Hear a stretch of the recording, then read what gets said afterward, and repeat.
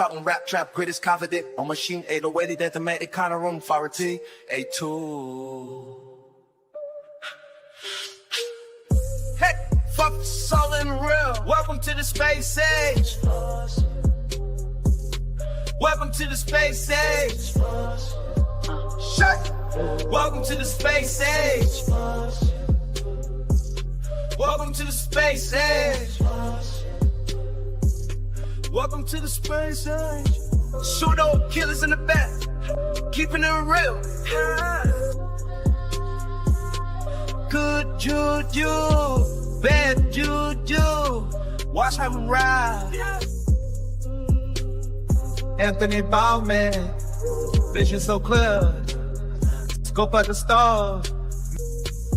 I'm a space age African. Welcome to the space age. Welcome to the space age.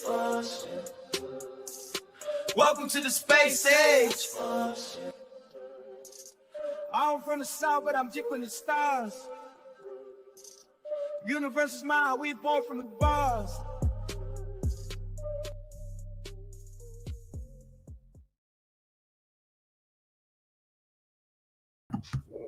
Welcome to the space age. Welcome to the space age. Hey, that's hot done. SpaceAgeAfrican. Yeah, that's hot. I like that. I like that. Bravo. Yeah, you know how you are. How we thank you. We thank you. We thank you. We thank you. We thank you very, very much. Before we get started, you know how to like to do it. Let's go.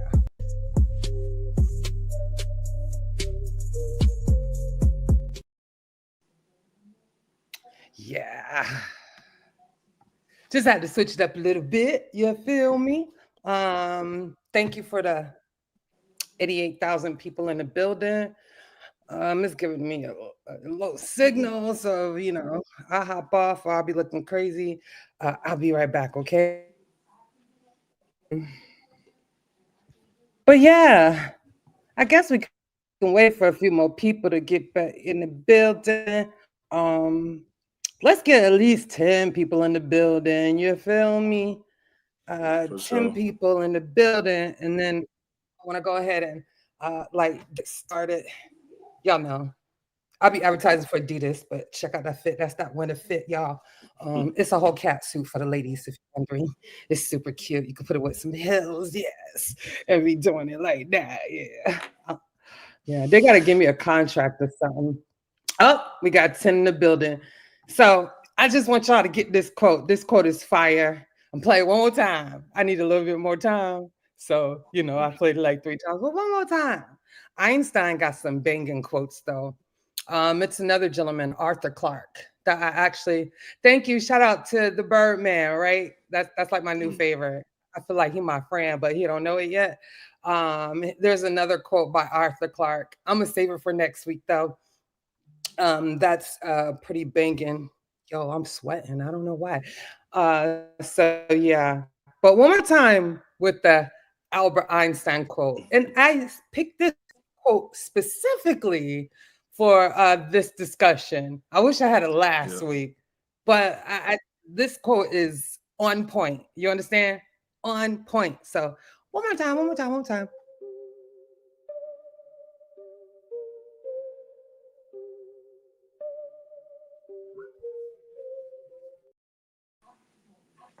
Yeah, any fool can know, but the point is that Dan, right? I think that's what's going on with the Flattards, right? Shout out to Lord Jamar and the Flattards, right? How to say, what is it? The gods of Flattards earth. He did that to y'all, the people of the nation of gods and the Flattards earth. Excuse me. Yeah, Lord Jamar did that. So y'all need to call him, get with him, tell him stop playing, or at least tell him stop mentioning your name, because there are 2 people that I know in the nations of gods and earth, and they don't even consider him part. And what's funny, I was told by 2 different people, and I don't think they know each other, right? that the nation of gods and earth actually teaches about gravity and things like that. So I thought it was just weird. Well, you know, we But had two to the gentlemen came on last week, Juju, that was members right, of, you know, and they Master both Please. stated that that's some foolishness they don't even deal with. Right. That's what I was told. Cause you know, I had to shout out to my homie. He's also my birthday busty. Everybody say happy birthday to Ron Born. It's his birthday Peace, Rob. today. Happy birthday, bro. But I like mentioned him last week, and I was like, I mentioned you, and I told him, he's like, wow, like I was like, no, I ain't do it like that. But I was just like, you got to check your nations and God's nations of God and earth, members or whatever that is. And he told me the exact same thing. Oh, we don't consider him. He ain't real. You feel me? So yeah, there you go. So Yeah. I mean, it's giving clout chasing. What you think? I don't know. Maybe they could just be looking for a quick payday because the Pseudos, ooh boy, they rich. Yeah, they are rich. Yeah, they rich. But It's you got okay. to have some integrity. I'd rather tell the people the truth because I'm not motivated by the money. You know what I'm saying? Nah, never been that. I prefer you get that understanding and know what's happening because you understand it, not because you just making up stuff. We can all do that. That's easy. But so many people go for it, so it's just wild. A lot of people. So my problem with that is being a child's advocate and I'm dealing with, education, correct history, correct science. Those things are important. Like we're doing an injustice to our future. I find that very problematic because like, don't you care? And it's giving. Y'all don't care. You feel me? Um, And that is a little crazy to me that y'all don't care. So, Yeah. Before we get started, okay, so I will do some introductions. I know I should have done this earlier. I wanted to shout out some people, some of our new followers. We have a couple of new followers for this week. If I can find it, I'll bring it back up, but I can't get it right now. I knew I would mess up. I knew I wouldn't be, I found it. Bingo. So some of the new followers for the week, and I'm gonna probably start doing this, right? Because we just want to know how much we appreciate you and we commend you supporting advocacy for scientific literacy. So we got Yes Sir. He started following us. Jay Blaze. Shout out to the Jays. And Beloved Amato.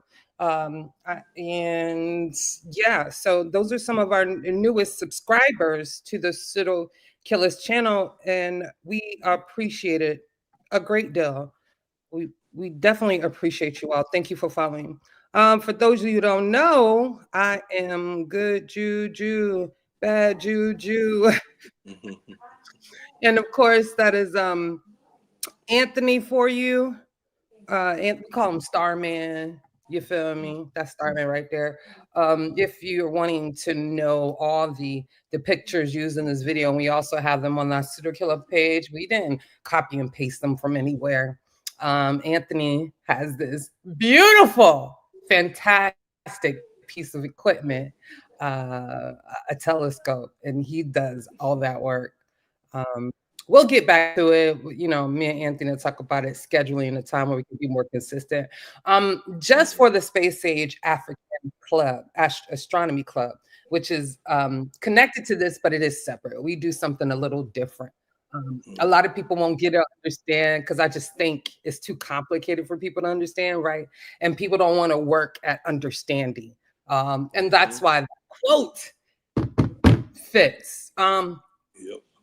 I'll let you speak right after I introduce Gary because I know you want to say something on that. But also, he's gonna be probably a regular. He's considered our guest host. He's part of the Pseudo Killer Army, and I call him Barrick, but this is Gary Barrick. Barrick in the building. He's definitely our co-host. Shout out Barrick. What's up, Barrick? You want to holler at the people real quick? Peace to you, Gary. What's everybody up? I hope everybody having a good evening tonight.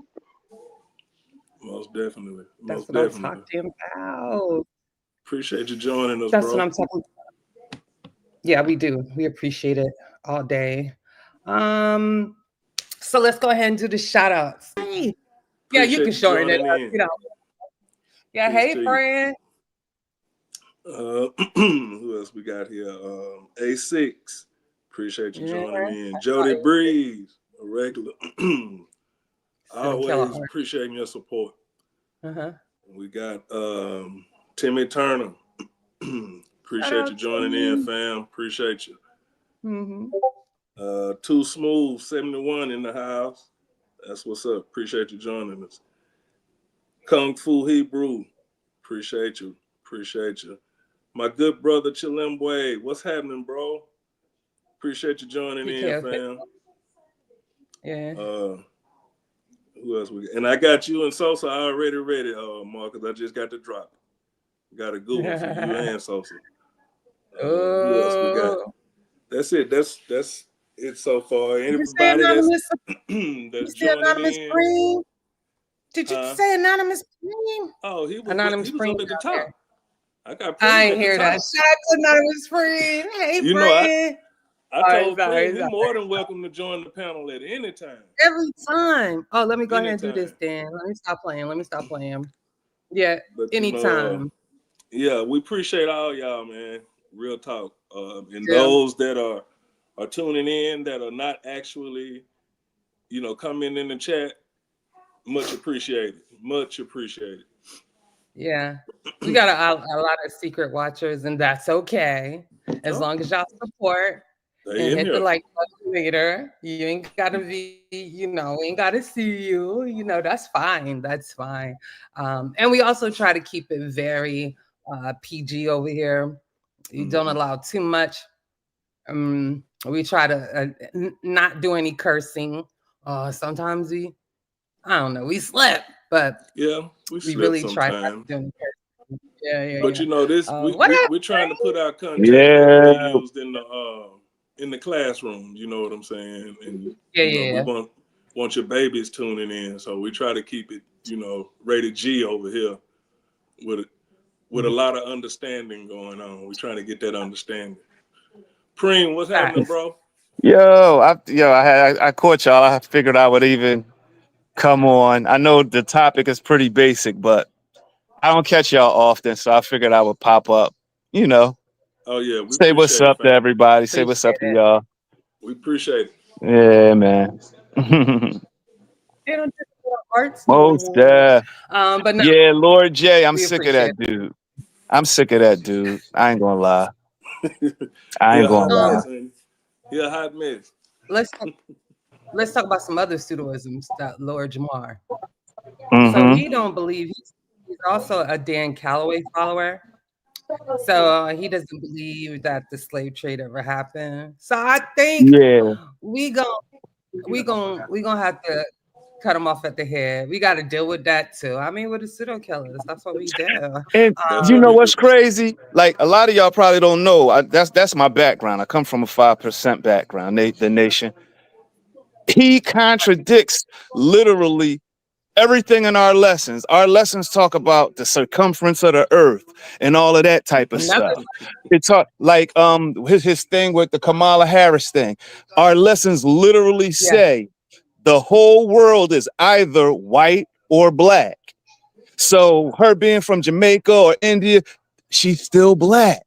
Like, and I can go down the list, like literally quoting lessons that he contradicts almost every day. But then I think he has a podcast. He gets paid to go on Vlad. He gets paid to go. So all of that stuff, that's the only stuff that he gets traction from. So we had like this new media. People don't realize it's a lot of stuff that come with this new media. And Like every time I come on here, I'll admit, full disclosure, I've never been paid. I'm down with the cause. So whenever I come on when I got time. You know what I mean? I support y'all, this, that, and the other. But all that other stuff you see when these co-hosts have guests, they are getting paid. Yep. They are getting paid. So when the Lord Jamars and what's the other chick? Oh my God, Jaguar Wright, when the Dr. Umars of the world, when you're seeing them, they are incentivized to say that crazy stuff. And when I seen this man literally go against everything he was taught, I'm like, yo, it's bad out here, man. It's bad. Honestly, it's a war. It's a war of information. And I thought the internet would like free us, but it made us dumber. The misinformation has won. I ain't even gonna say it's winning no more. It won. It won. It won. Misinformation won, period. That it's like we are literally the 5%. We literally like not even that. It might be 1 or 2% now. Yeah. Like they won. They won. Definitely the underdog for sure. Definitely. Yeah. And I tell them, Pseudo's gonna win. Pseudo's been winning. That's the point. So when people say, "Oh, your numbers are low," yeah, because we ain't talking no Pseudo smack, and it's hard to people to grasp the facts, right? Hence the quote. They don't want to understand. They want feel good microwave information. That's what it is. We already know that. So we welcome our small numbers. We'll grow slowly because people know what we're about. They know that our integrity is A1. And that's all that matters. We'll never compromise ourselves. So don't worry. Not for no numbers, not for no likes and views, because at the end of the day, I'll speak for myself, but I do this boots on the ground, and this is to something greater that I'll be doing coming soon. So I'm not even worried about it, right? Yeah. That's my little piece on that. Yeah, but that's what it is. But we still gonna be here. Oh well. Be right slaying here. Pseudo. Slaying Pseudos every chance we get, right? Yeah. Gary, anything you want to say, add to that? Since we're doing our little commentary pieces. Yeah, I was just gonna say he was also kind of attacking the Masons and NASA, like they got some sort of conspiracy going on with all this too. And it's like, how are you just gonna attack those organizations without any evidence? You know, right? Like he just sounds silly. I guess we got to revisit that about Masonic orders, secret societies. So that's the lack of understanding. People don't know about the Poro Society or the Sandi Society in West Africa. Even Ifan Vodun are essentially secret societies. So what are we really doing here? You know what I'm saying? I mean, I don't know. I kind of get offended because, my aunt's AKA.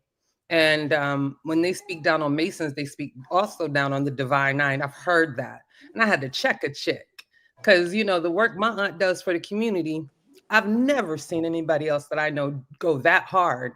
So, and then when you look at, I know some people aren't happy about this. However, they're still doing that work. And I'm not saying everybody, but there is a significant number of Divine Nine in very influential positions, whether they be in politics, education, even science. I think Hakeem Olusei, I believe he's a Kappa. Yeah, I've been trying to Kevin Chill, if you hear me, talk to your bro now. I need Olusei over here, please. Yeah, I'm just gonna put that out there. If y'all see Kevin Chill her, let him know that's what I said, right? He's a Kappa, and there's many more. When you look at the early members of Congress, like right after Reconstruction, a lot of those, in the 1700s, a lot of those, there was a lot of Black members, and some of those were part of, secret societies, Masonic order. I mean, Prince Hall. Come on, people. Yeah, that's why I tell people to travel and always do like their Black heritage tours. like almost every city has them now. Boston is where you can go and do that, and you would go see Prince Hall's grave. And then I'll give you teach you a great deal about him. So we have to cut it out. I just think that's crazy. Anthony, you got anything else you want to say before I go into our next segment? Nah, I'm just shout out to Sabio, just joined Talking about the original pseudo slayer. Yeah. You slay Bible readers. Okay, Sabio. No, it's all. That's what's up. As long as you slaying pseudos, it's all good. But yeah, we just, I don't know what he's talking about, but you know, we just gotta get we got to really deal with this understanding there, Miss Juju. You know, that's the main thing, to try to give that understanding. So we keep doing what we're doing, we'll be good. Right. I ain't worried. For our next segment, you already know we love this one.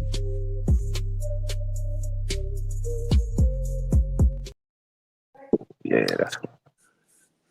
All right, here we go with this week's space forecast. We're leading up to full moon, like I spoke about last week. So the moon is getting brighter and brighter. I think around the 15th, we'll be at full moon, if I'm not mistaken. You still got, time to see Saturn, mostly in the west. Look to the southwest skies, you'll be able, brightest thing in the sky, you'll see Saturn. Right at sun, when the sun is setting, right at dusk, you look to the west as well, you'll see Venus. That'll be actually the brightest thing you'll see in the sky is Venus. Saturn will be, along the ecliptic plane, you'll see Saturn, the third brightest object in the sky at that time. And if you look to the east, you'll see old Jupiter, which will be probably the second brightest object in the sky. So you can see all three of those, right after the sun sets. And, with Venus, you can actually start seeing Venus before the sun fully sets. So that's a nice viewing. You can get all three of those planets, at the same time, pretty much. Other than that, you got some coming up to, the moon is getting brighter by the night, each night. So it's getting harder to see the fainter objects like, the Andromedas and stuff like that. You'll really need a telescope. That moon, man, it lights up the whole sky. It really does. You'll be amazed at, the difference between new moon and full moon. There's what you got: Gemini rising in the east, the two twins. That'll be a pretty good view. You can see Gemini, but Orion, which for the SpaceAgeAfrican Astronomy Club, that would be known as Bobby Banger, is rising in the east as well. And it's very prominent. It's a very prominent constellation with a lot of, different things you can see with the telescope in Orion. You got Orion's belt. You have the Running Man Nebula, which is kind of connected to Orion's Nebula, which we call Bobby's Nebula. You have the Horsehead Nebula there. You have the Flame Nebula. You got a lot going on. If you have a telescope, you got a lot going on in the constellation of Orion, and that's one of the most prominent constellations in the sky this time of year. It rises like tonight. It began to rise right after sunset, a little bit after Jupiter, and it'll be in the night sky all night. So you'll get a chance to see it move across the night skies. From our perspective, it looks like it's moving across the sky. So that'll be something to look at. Just when you look up at that that constellation, just think Bobby Banger, because that's what it's called for the Space Age Astronomy, Space Age Africans Astronomy Club catalog. And Nice. peace to you, Ron. Appreciate you showing up, bro. Right. Appreciate you. And One that's all I question, got Ant. for this week, Miss Juju. One question, Ant. Yep. I thought about y'all because I read about something, and I'm not sure when it's going to be. I think it's next month. All six visible planets are going to be visible on the same night or something like that. And I wanted to ask you what they described it like it's some type of an alignment, but that don't sound right to me. First of all, are you aware of this day that's coming up? And second, what do you understand like the dynamics behind it and what's causing it? Well, what it is okay.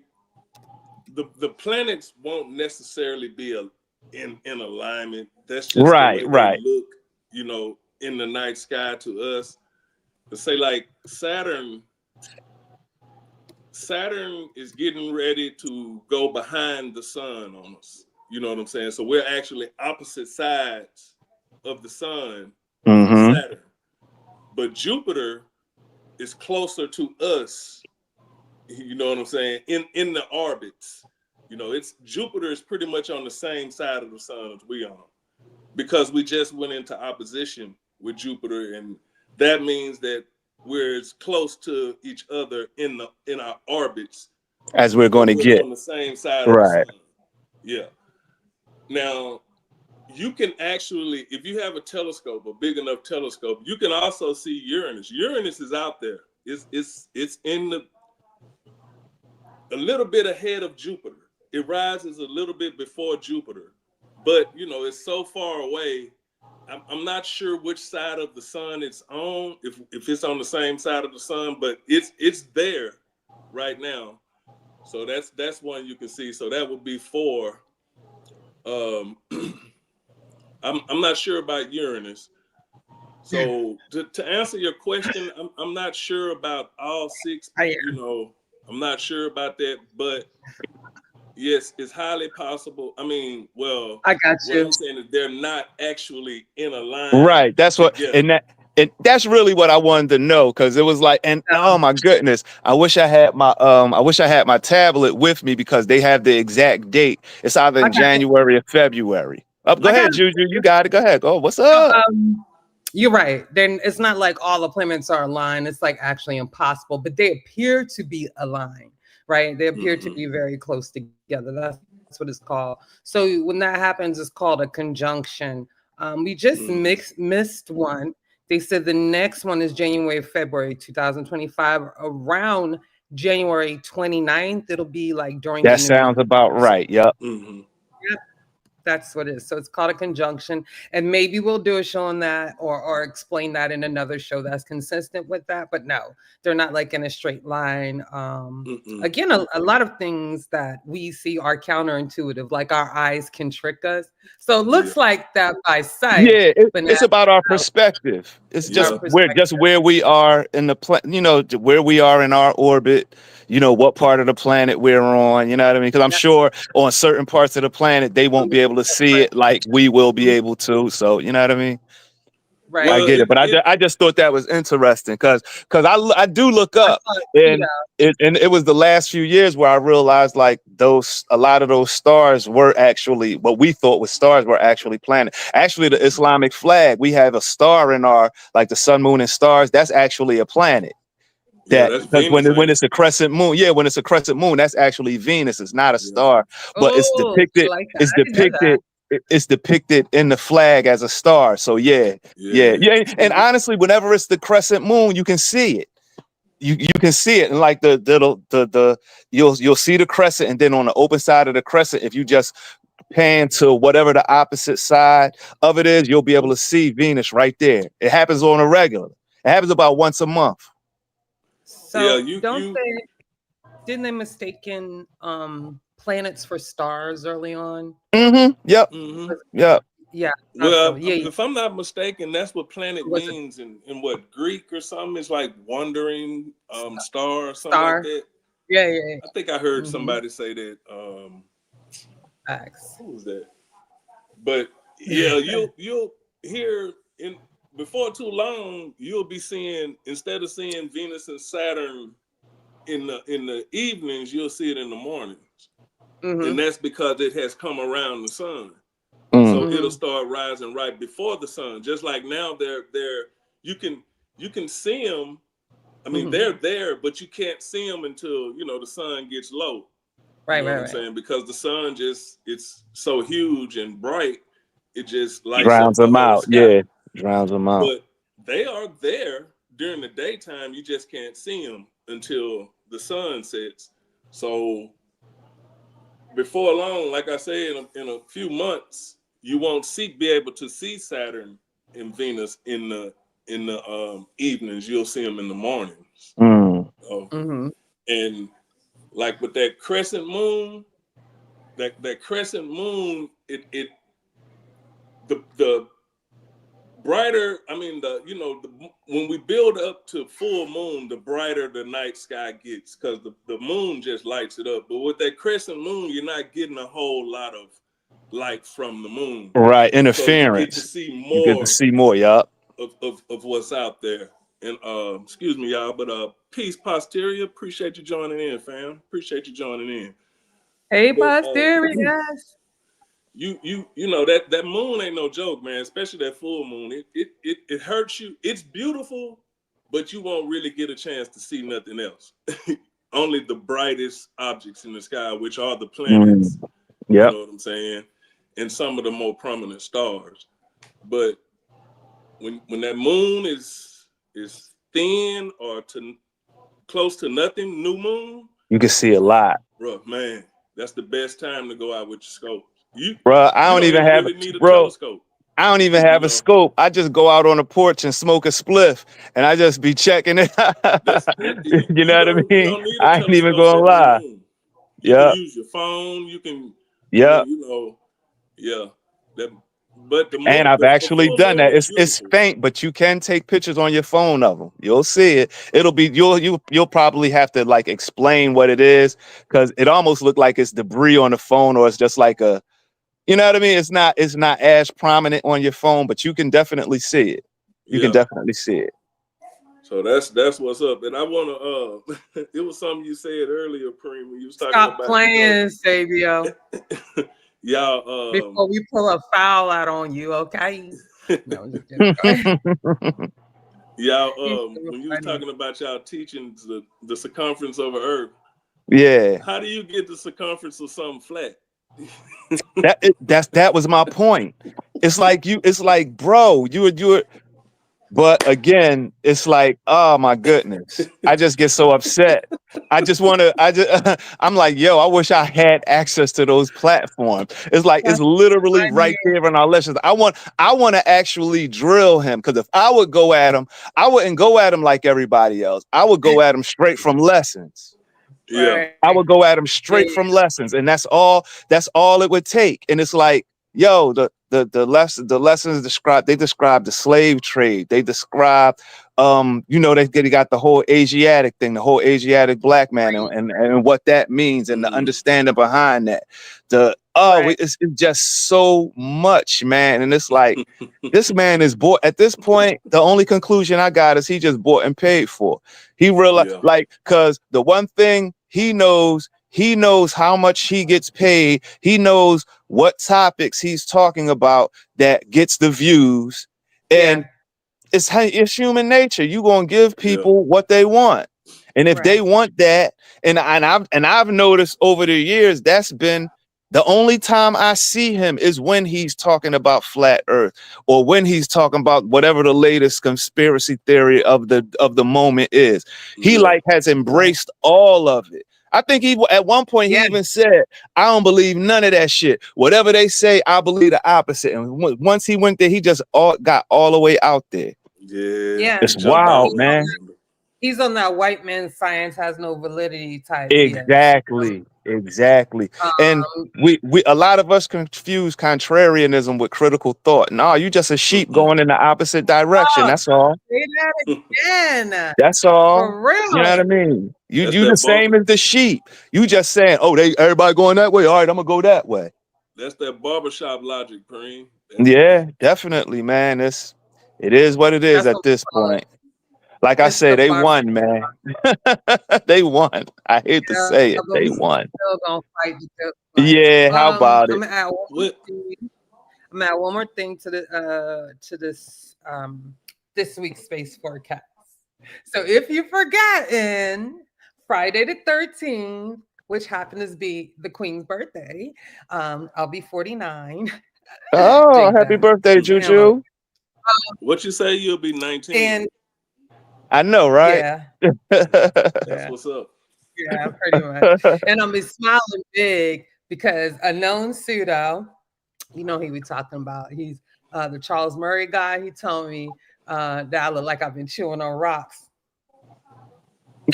Oh no. Nah. I was like, are you kidding me? Like, you what? Okay, chewing a rock. All right, I got you. I'm gonna smile big from here on out. Boy, my chewed rock teeth and everything. But yeah, the Gemini meteor shower will be starting on Friday. I think you can catch it Saturday night. Just make sure you go somewhere there's not a lot of large pollution. It's funny that Lisa knew I was researching. Let me tell you.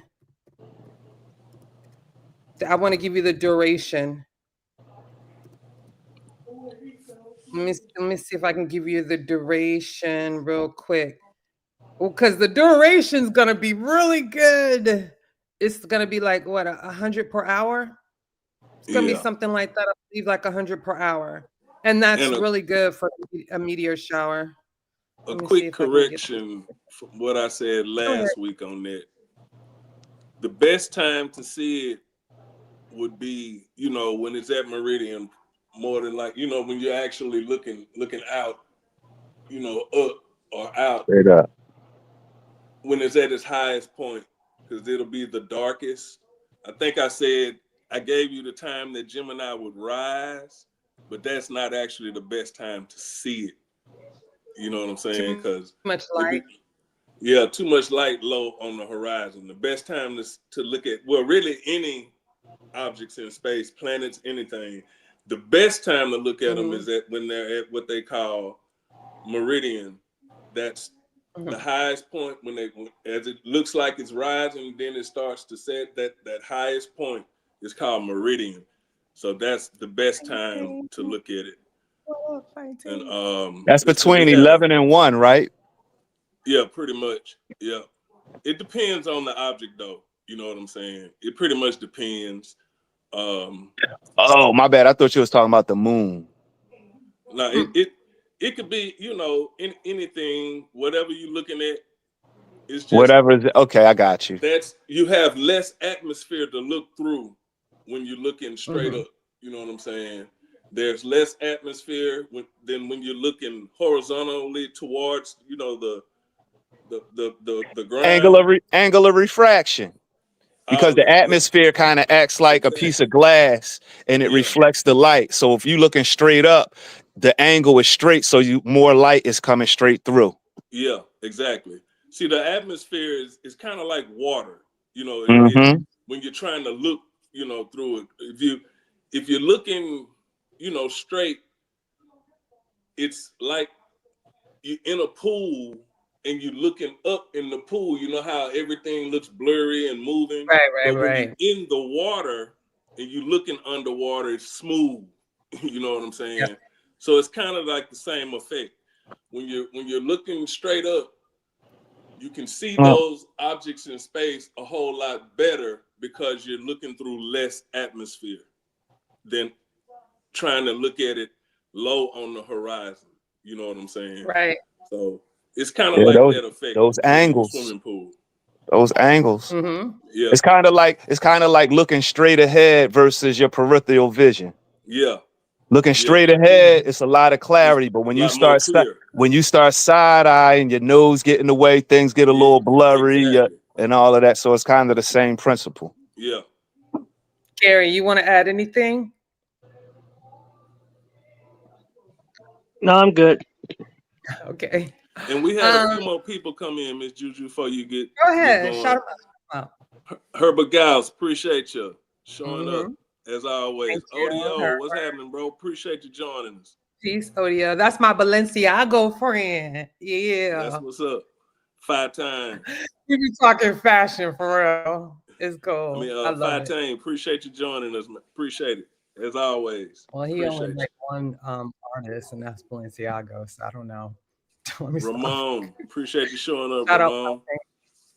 Thank you, Ramon.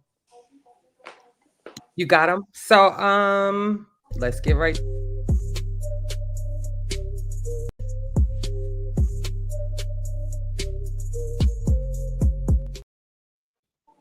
Wrong one. Let's get right to it. So let me go ahead and get this together. I think I don't want to make it too complicated. The Cavendish is not very complicated. It's just a lot of moving parts with it. And I really wanted to display it. You know why? Because there is, so the Cavendish is, what's the terminology? Like, if you can destroy the Cavendish experiment, then I guess gravity has no weight to stand on, because it was a representation of Newtonian's theory of gravitational force. I'll probably mess that up, but I'll fix it. But yeah, so it was a physical example and experiment that displayed that. Through that experiment, we were able to calculate Earth's density. And we were also able to calculate the mass. Those are important. And it gave way to understanding gravity, not only on Earth, but in outer space, outside of Earth and things like that. So yeah, the Cavendish was, it's a heavy hitter. The properties I like about it is that it's falsifiable, right? Not only did they try like what 200 years ago, but we can still duplicate that with better engineering, right? To help instill no electromagnetic forces interference, no seismic activity interference. Like I said last week, they do that in a vacuum. And they usually do it in a place that's not going to have any seismic activity, or they can control for that. Okay. I do have some videos for it, and these are like professors or physics teacher who's speaking on this, because you're getting into mechanical physics when we talk about the Cavendish. If I would have thought about it, I would have tried to get Dr. Mayat on here, because you're also dealing with mechanical engineering when you're dealing with the Cavendish. I don't know if she's electrical engineering, though. I always mess it up. She's one of them, y'all. But I'll still talk to her. So I'm going to start with a little bit of Laura Jamar. So, we could just get it hyped. And then I'll go into a little bit of the Cavendish experiment for better understanding. That headline is wild. Oh, I thought I was muted. My fault. No, it's funny because like he has the wherewithal to bait Neil deGrasse Tyson. Like, wasn't Neil deGrasse Tyson? Like that was I'm gonna say that was Carl Sagan's. You feel me? Like he learned under Carl Sagan's tutelage. Was it Carl Sagan or Bill Nye? I think it was Carl Sagan, right? Tutelage. Like when he was young, I think he met Carl Sagan. I'll fact check myself, but I thought I read it because that's how he got into some of the Neil deGrasse Tyson is an astrophysicist, and he thinks yes, but I'm talking about when he was a child. So he's like been reared in that discipline. He was a child, is what I'm saying. I think he worked under Stephen Hawking, didn't he? Didn't he work with Stephen Hawking? I'm gonna find it. Let me do it in real time. Who was Neil deGrasse Tyson introduced to when he was a child? What's Sagan?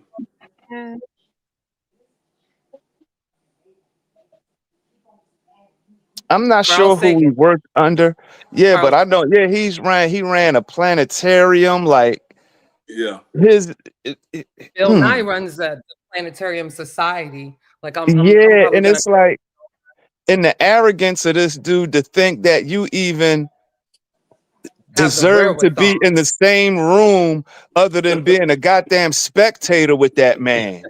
You don't Watch like, your come on, language. oh my, You I'm want to be like sorry. Snake the Kid Yeah, see, I'm getting show? see, it's Okay. like I'm thinking about the absurdity of I it. know Like you're not. you don't Some deserve to community be, and skeptics. you don't deserve to be, you only deserve to be able to pay to see that man speak. It's no way that you should be Right. allowed to have a conversation with him. But oh my God, these dudes is delusional, man. All right, Crazy. let me mute up, man. Funny. Let me mute up. You good? You good? But I'm gonna shoot. Maybe we should just get. Yeah, I'm gonna let you. I'm gonna let you have it one day on community of skeptics. We don't get on there. We talk all the BS we want to talk. You feel me? Say how we want. No, I think you're trying to. We gotta find like a dirty channel. We gotta get a dirty channel so we just express ourselves. Okay, adults only content for real. Because sometimes I mean, yeah, you gotta give it to them. Oh yeah, man. Yeah, no, yeah. So, and I respect y'all platform, so I don't really want to be like that. So it's like, man, this shit, it's crazy, man. It's wild. Do y'all see that disclaimer on the screen? Yes, ma'am. Yep. You do see a disclaimer on the screen. Yeah. Yeah, we got the fair use disclaimer. I'm just gonna say it out loud. And you see Lord Jamar's picture on the screen, correct? Yep. Yep. All right, I don't mess up. So I made sure I don't want to go too far back, but I think we can get into some important points. So I wanted to start here, y'all. Ways. You can't go up in a helicopter for an hour. If the world is spinning, why can't I hover for an hour and come back down and be somewhere else? Damn. That makes sense. It does, but this is what. Stop lying. Gosh. But that's the Godfrey, thing. If you hover, you will be. They don't realize that pilots are making adjustments to account for the spin of the earth and all of that when the flight plans, everything.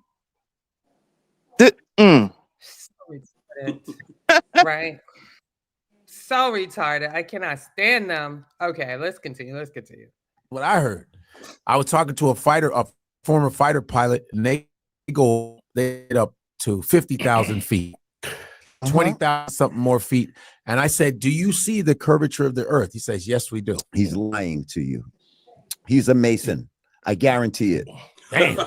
I guarantee you this guy is a Mason. Really? Because I have footage where as high as you go, you always see a level plane. What footage is he talking about? An airplane? An airplane only goes, what, 20 to 30,000 miles? You have to be at least 50,000 miles to attempt to see the curvature of the earth and nothing less. Stop playing, Lord Jamar. Or I'm going to need you to source up or shut up, Lord Jamar. Yeah, PseudoKillas is putting you on notice, my guy. Because you're wilding right now. You wilding. Yeah. And anybody want to say anything about that? But if you think about it, that's how they deal with actual proof. They dismiss it. They just say, oh no, that's not fake, or the person is lying, or they come up with another conspiracy to disprove whatever fact it is, so that way they can dismiss it and not have to deal with it in a real way. Because that's the only thing that they can say. Oh no, he's a Mason, he's a liar. Come on, man. Right. And you telling the truth. What are you basing? Like, I'm waiting for somebody to ask him, what is he basing what he thinks on? Because it's nothing but it's nothing but what he's making up in his brain. That's the same thing I was saying last week, Cream. You know, that's the same thing I was saying last week. Sorry about that, Miss Juju. But it's time for them to answer some questions. And I mean answer questions without trying to prove that how can you keep water on a spinning ball? It's flat. No, show me how it's flat. Don't tell me that because this, and this, that must mean the world flat. No, homie, because we got pictures of Earth, we got globes, we can explain everything that we see going on with a globe or a spheroid object. You know what I'm saying? So show me where the Earth is flat. Give me your proof that the Earth is flat. Don't tell me that a pilot went up so high and he told you what he experienced, and then you say they lying, he a Mason. No, no. And this was an Air Force pilot. Y'all hear me? An Air Force pilot. They go high. Come on, bro. They have to like, they have to like do stuff to like even, they have to do training to make their bodies acclimated to the G-force and to be that high. Like, what are we doing here? What are we doing here? What just are we doing? nuts. People get altitude sickness. My best friend was just in Colorado, boy. She had to get a can of oxygen because she's not used to elevation. So it's like, you know, you're 20,000, 30,000 feet. I know the cabins help with that, right? They help control that. But come on, my guy. Like that's, you're not, I can't deal with you right now, bro. Yeah, it's and they crazy. pump oxygen. But this is crazy. Crazy. Let's go. Really? You always see a level plane. As high as the observer goes, there is always a level plane. There is no curvature. There should be, by Pythagorean's theory, right?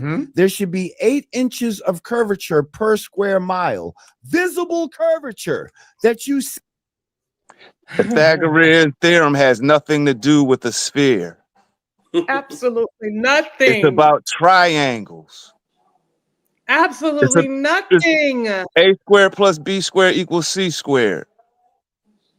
The square of the sum of both of the sides are equal to the square of the hypotenuse. That has nothing to do with a circle, cube, anything. Nothing. He's an idiot. He's a moron. He's an uneducated moron who later in life picked up a science book or picked up a book and read.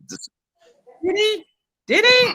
Because he's not making. Because honestly, he isn't making this stuff up on his own. He's getting this stuff from someplace else. He listened to Sanchez, Googling and taking definitions because he's not really reading. He cannot be reading. If he read about the Pythagorean theory, he knows that it can't deal with anything spherical. He would know that spherical. Yeah, let me get that right. So, nah, he not reading. Let me put my quote up one more time. I gotta do my quote one more time because y'all playing with me right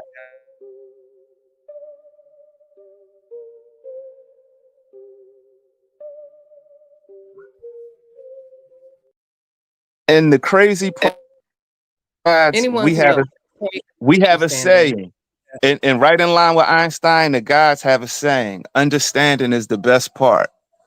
This is the tradition that this dude comes from.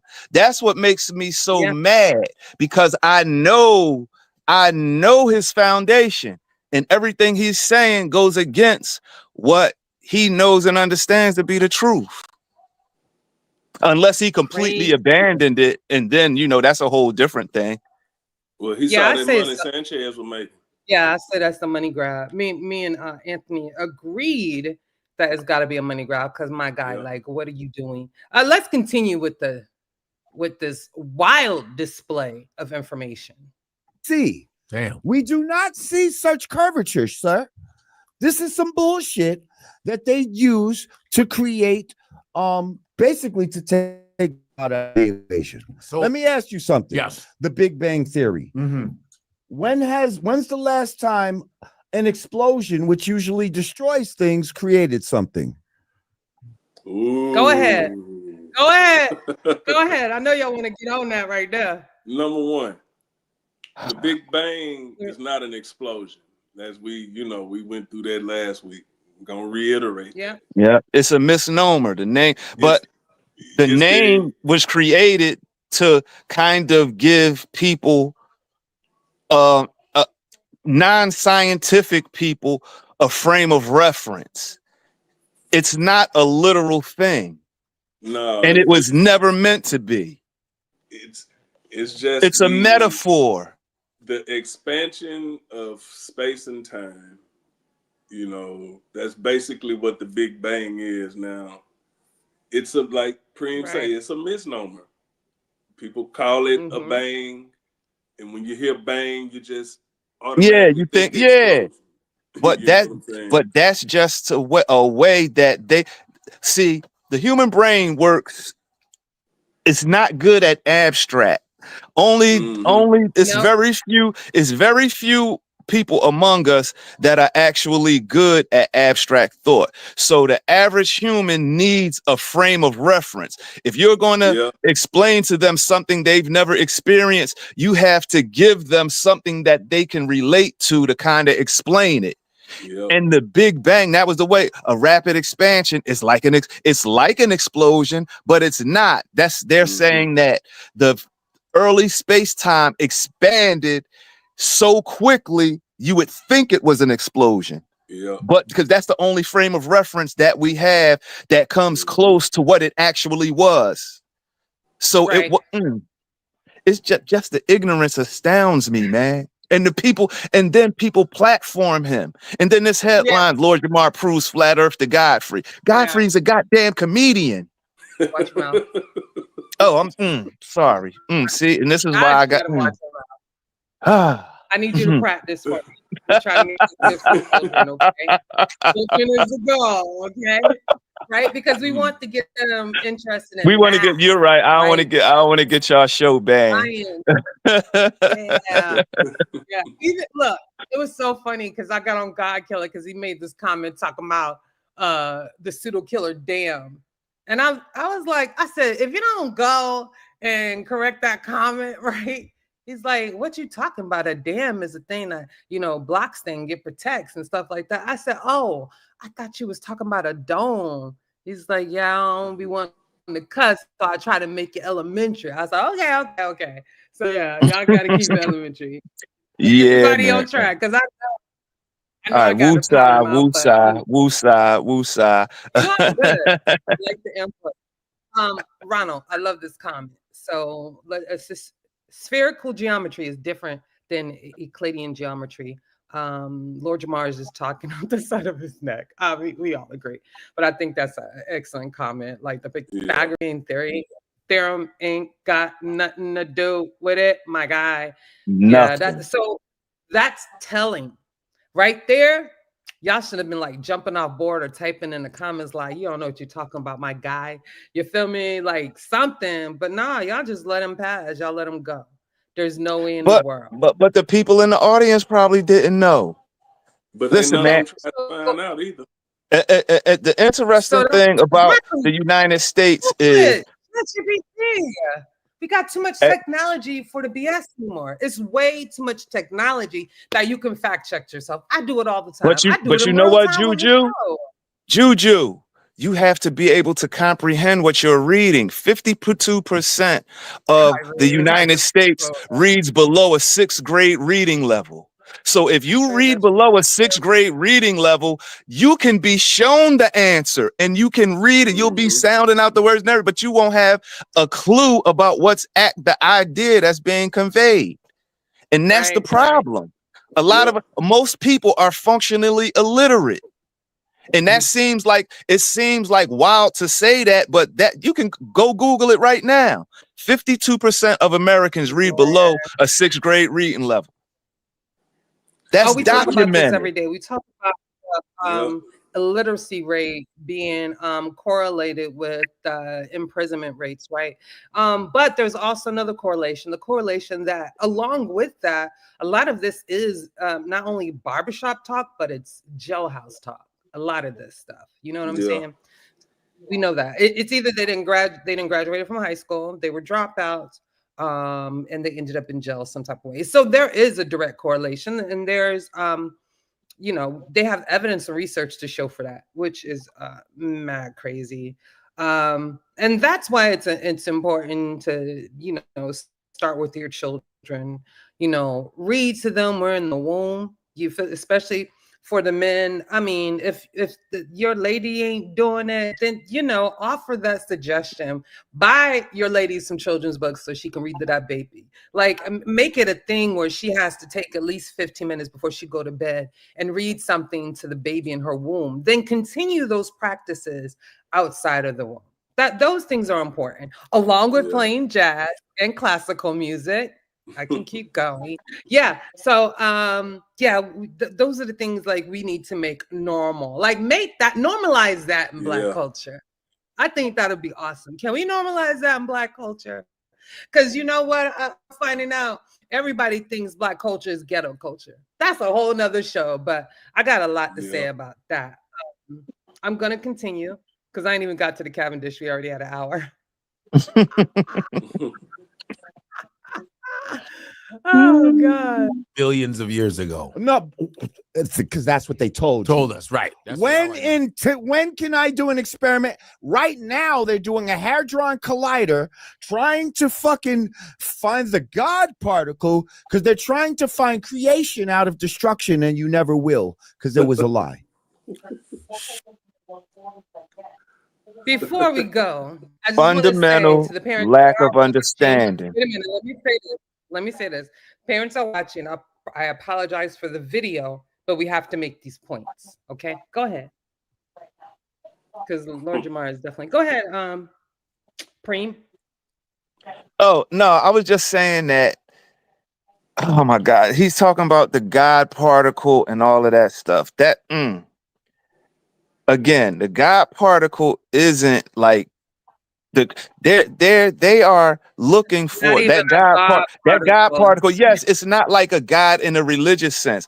They're looking at, they're trying to find the fundamental forces of the universe, and they're trying to tie in all of these disparate, all of these disparate theories, like quantum mechanics, Einstein's relativity, Newtonian physics. They're trying to tie all of this stuff together because they don't understand how it's all integrated. But they're getting close, and then they're using those particle accelerators because they are the smallest things that we can physically identify. And we know that we know from just observing life, things don't start off fully grown. They start off microscopically small, and then they grow from there. So them trying to do particle accelerators, they're trying to understand the fundamentals of matter and what makes matter, what the fundamental properties of it. They're not. It's just so much. It's just so much misinformation that it's like this dude can't go a sentence without spreading misinformation. He's crazy. The whole video is straight pseudo after pseudo after pseudo. It is. It's literally it's of every pseudo you can think. Go ahead, Gary. He was saying they're looking for it. The God particle was found in 2012 at CERN. Yeah. The Higgs boson. Higgs boson. Yeah. That's the particle that's what they found. That the Higgs boson gives is what leads to mass. It gives you particles mass. If I'm not mistaken, y'all can correct me if I'm wrong on that. But I ain't finna fact check right now. Anthony, it's the Higgs field that gives it mass. Once they go through the Higgs field, that's when they gain their mass. Gotcha. Yeah, because this is Gary's wheelhouse right here. I already know. Now I do know that the particle with the experiments they're performing, they're trying to get to the basis of these particles. For a long time we thought the atom was the smallest that we can get until they discovered the quarks and all that stuff. There's particles that make up particles, you know what I'm saying? And that's what they're trying to do. They're trying to recreate the instance of the Big Bang, you know, that heat, that pressure, and that's why they accelerate these particles to 99% speed of light and then, you know, smash them into each other because they're trying to break them up to see what they're made of. You know, where did we come from? How did we gain, you know, this matter in this what we are, what we're made of? That's what they're trying to figure out. You know what I'm saying? They're not looking for a God particle. It was, matter of fact, it was predicted before they, you know, like most things in science, you know, you get you a good, you work your problems out, work everything out, you get you a good theory, then you test it. You know, It was one of those situations, but yeah, they found that and they've gone beyond that. You know what I'm saying? Like Gary just said, that happened, what, back in 2012, Gary, when they discovered that, the Higgs field? Yep, it was 2012. It was like around December right at the end of the year when they found out about it. So they you know, they're not looking for it. I can guarantee you that they've already found it and gone way past it. And peace to you, Kick Dolo. Appreciate you showing up, fam. Yeah, I just want to say, PseudoKillas official, Loaded Great. I'm gonna start calling him Loaded Great. We've gone far beyond that. You know, they found a whole lot of other particles beyond that. So no, they got the hadron colliders all messed up. Okay, let me get through some more of the video, and then I'm gonna stop, and I'm getting into the Cavendish. Shit. So how did is the solar system real? Do we have planets, or is it bullshit? It's bullshit. Because let me tell you this. What do we got? What do we got? Yo, they making bets. Thank you, Mecca. Thank you, Mecca. Flat power.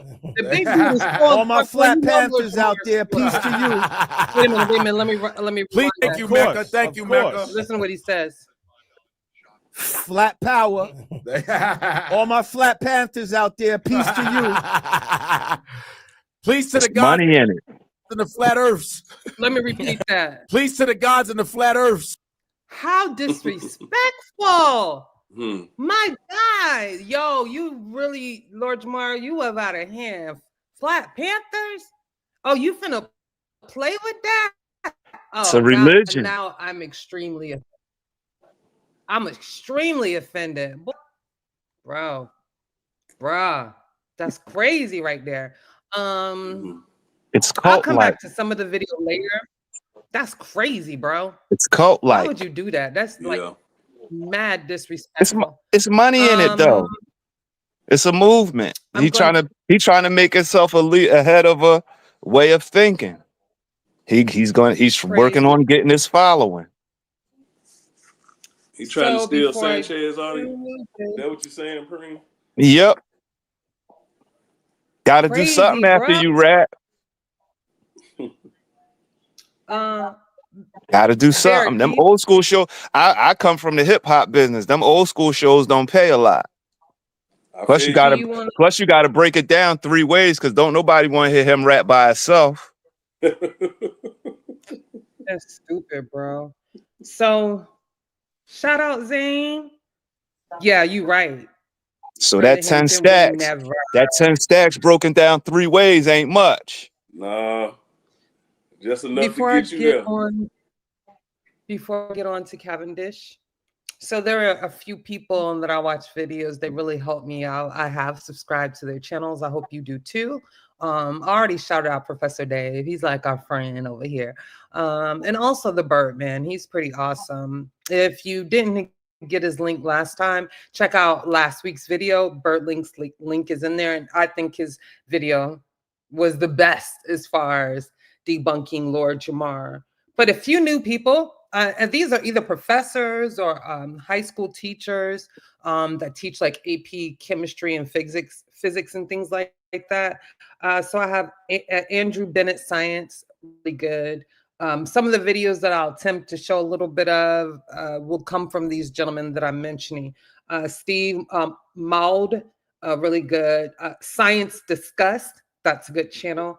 and Physics in the Classroom. Excellent channel. If you're like a math crony, I am not. So I'm not going to do too much in getting into the math. I have figured it out though. You know, it took me like 3 weeks, but I just keep going over it and going over it. And conceptualizing the concepts. My aunt's a math teacher. My mom was literally like a math genius. Like she was so good. So that gene didn't express. Is that what it? It was probably not a math gene, but I ain't get the skills. So I just want to say shout out to those gentlemen and thank you for the information, because it did bring a lot of clarity into explaining the Cavendish. So I will start.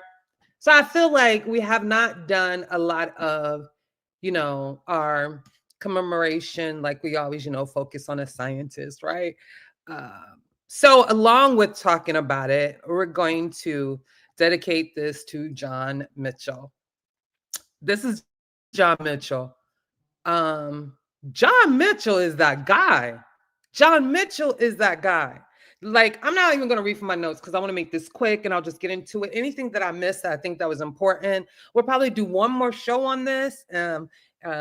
Yeah, until we finish the video. That's what we want to do, because we want to discuss things, and some of the things that are not particularly astrophysics topics, we'll take care of them on PseudoKillas or Community of Skeptics for sure, sooner or later. But this is the only photo I can find of John Mitchell. It was, I mean, even the wiki page didn't have a photo, so I had to go on a couple other sites dealing with him. He was part of the Royal Society. Physics and geology was his thing, but he dabbled in astronomy. I think we mentioned John Mitchell before in some of our earlier shows, because he was the first person to conceptualize this idea of black holes. They didn't call them black holes though. They were called dark stars. That's John Mitchell's ish. The reason why I'm bringing him up and concerning this and the Cavendish is because he is the one that created that torsion or torsional balance. Torsion is a real thing, and those are some of the things I wanted to do today, is go over some of the concepts and then show you modern day conceptualization of the Cavendish experiment. So we can credit John Mitchell with the torsion balance, but Cavendish is the one who essentially did a really good experiment. So good. And there was other people who did the experiment before. I can't mention the name. Is like Schilling something experiment. Sorry, I should have put it in, you know, Google pronounce whatever it is, but I was running out of time. I didn't want to be late, trying to be on point with the show. You know, vacation, I got rest, so we got to do right. But there were other people who tried to, like, you know, come up with that, you know, prove this gravity thing and gravity in between, or replicate that Newtonian gravitational force and different things like that. Cavendish was the one that did it effectively. So effective is like a 1% deviation from today's number. That's not bad. And of course, science doesn't deal with absolutes, so that number is not perfect, but I think it's down to like 0.01% or lower, actually. So 1%, you know, not having like modern day equipment, I think that's phenomenal. Let me see where I want to start with it. The one I wanted to use, I actually erased. I should have used it, but let me go here. I'm gonna start with this video first. While I am loading that video, Barrick, did you want to start? Give us some points on the Cavendish experiment, or things that correlate with that.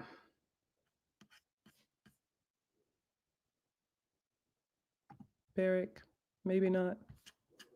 Okay, I'll get you later. Just let me know when you're ready. Oh, I can't do it like that.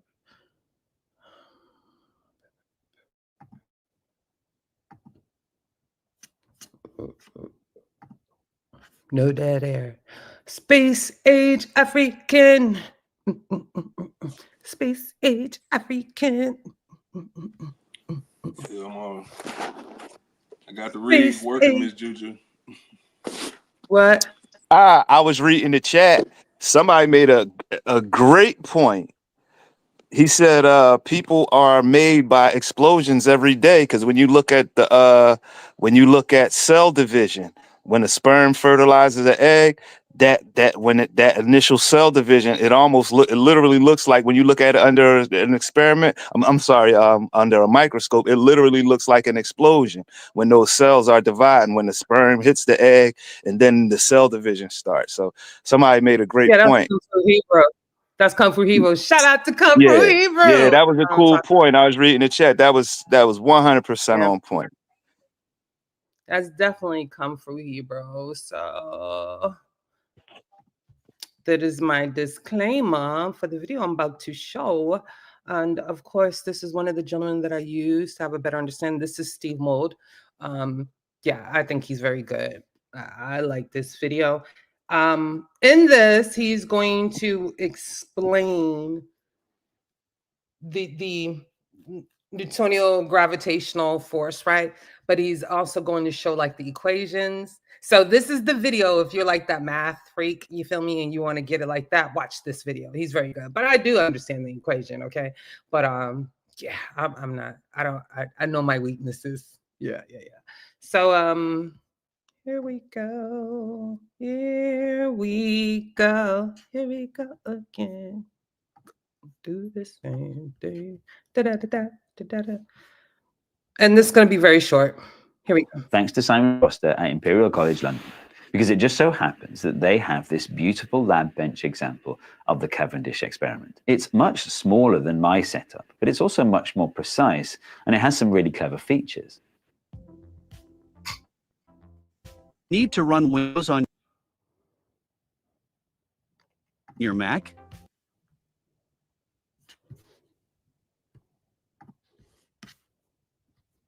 Wire thread coming down here. You see it coming down there. You also have to spend ages making sure that the hanging masses are centered enough that they don't bash into the inside of the container when you...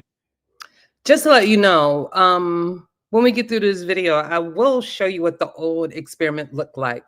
However, this is a modern, conceptualization of the experiment, because scientists now, like I said earlier, want to account for electromagnetism. They also want to account for any type of air current or movement. So usually they will isolate this. These are professors, in colleges and universities that are doing it. But a scientist who is demonstrating this will absolutely do it in a vacuum and have a control for any type of seismic activity. That means, movement for the ground or whatever that can manipulate the results and, make the balls move, just to explain it a bit. Introduce the stationary masses, which took another couple of hours. And then look, these stationary masses, they're actually movable. So first you put the masses in this position and you wait for the hanging masses to settle down. Then you swing the stationary masses around to the side, and then hanging masses settle again. But this is the really clever part. How do you measure theta? How do you measure the change in angle of the hanging masses due to being pulled one way and then the other by the stationary masses? Well, just here on the wire, there's a little mirror. And you can see here, we also have a laser pointer. So look, with the laser pointing at the mirror, you can see the reflection on the wall there. And of course, the reflection is moving back and forth, and this torsion pendulum, is the hanging masses, oscillates side to side. In the time lapse, you can even see that it's settling down. By the way, each full oscillation is about 10 minutes long. That's one of the ways that this instrument is. I just want to stop it because, we got to do that. So what he's attempting to do here is show it where it's settling down and kind of get it where it is centered or normalized, right? How they test is they move those two heavy balls on the outside to one side, and then they move it to the other. The reason why they do it is because the experiment was that they only have it on one side, right? And you have that gravitational pull between the objects, then, of course, people would throw that away. Well, yeah, that's a little skeptical, right? But they do it for both sides, and it yields the same results. That's why this experiment has been proven pretty thorough, because it is falsifiable. So that is very important. And I'm on the Oh, go ahead. No, go ahead. You can say it. Oh yeah, no. And while you're doing this, I got on the wiki because I'm one of the math nerds you talking about. And yeah, they pretty much they outline all of it. They give you all of the equations. Oh yeah, They yeah, give you, yeah, they yeah. give you everything. And if this is wild. This is deep. I love having access to all this It's information, boy. good. Well, and this you and didn't this is even the got to thing. dig for it. And for everybody out there, like this is what go on the wiki for the Cavendish experiment. If someone is talking to you about science and they can't provide this level of detail, they are speaking nonsense. Because Yeah. like I said, I said this on this program a few times. Scientific proof is going to have two elements. It's going to have, well, actually three elements. It's going to be a conceptual part, the thought experiment that borns, that makes people, the question that makes people go look for the answer. Second, you're going to have Right. you're going to have a mathematical proof that explains and outlines the principle down to the nth degree. It's going to have every detail. And then the last part is going to be an experiment. Any scientifically literate person is going to be able to explain those three things. And anybody that can, if they can't get past the thought experiment to show you any equations, and if they can't get past the equations to show you an experiment, they're speaking nonsense. And they got enough money to do it. They just don't, because they can't. Yep. You can't tell me Sanchez and what's his name, Billy Carson, they ain't got enough money to produce some experiments. Why haven't they done that? They can afford it. Put your resources together and go up to that 50,000 feet and let's see. You know what I'm saying? But they won't do it. They're not talking about producing anything from that rhetoric because you can't produce nothing. But it always seemed like we're on the defense. No, it's time for us to be on the offense. You know what I'm saying? Take the fight to them. Come to them with the questions. Why don't you have this? Well, where is this to prove what you're saying? They have none of that. Everything that they say or come with is trying to debunk what we already know. So they're trying to debunk that. Establish science is what they're attempting to do. And I don't know why. Go ahead. That's crazy. It is crazy. We have all the experiments, we have the models, we have the mathematics, and we have the byproducts that come from that. So what do they have? Nothing. But you know what's the, like, because I also look at this from a human level. If they never produce any of that stuff, they don't have anything to attack. See, if they keep it on the level of rhetoric, all you can go back at them with is rhetoric. Because you know what I mean? And if they keep it at that level, rhetoric, then they never have to address the math or the experimentation side. So they can keep the argument going infinitely. Because to a person that doesn't know, all they see is two people talking. And in the observer's mind, there's an equality in seeing two people talk. When you don't know, and all you see is people talking, either one of them can be valid. It's pretty much who make it's not even, it's like the Sinetta debates. It's not based on truth. It's about who makes the best presentation. And that's not how science works. Yeah. Whoever can engage the crowd the most, whoever can get the crowd to say "ooh" or to laugh or to have some type of emotional response, that's who wins those discussions. Yeah, it's a gotcha moment. But math is boring to most people. Science is boring to most people. An experiment is boring to most people. So that's not going to captivate people. So here's what I learned. It's only boring for people who don't understand. Once you understand, definitely. and you can actually immerse yourself into it, you enjoy it. I mean, I'm a prime example. I wasn't always an astrophysics like thing. I like looking at stars. I was a stargazer. You know what I'm saying? I knew when every like meteor shower was going to happen, and I knew like things that you could do, especially with children. That would be fun. That dealt with astrophysics, but I wasn't into it until we started doing the show. In the beginning, I always used to say I'm a student here. Now that I have a way better understanding than when we first started, it's very enjoyable, even the math part. And I used to say I hate math. I don't hate it anymore. It's just that you have to take the time to understand.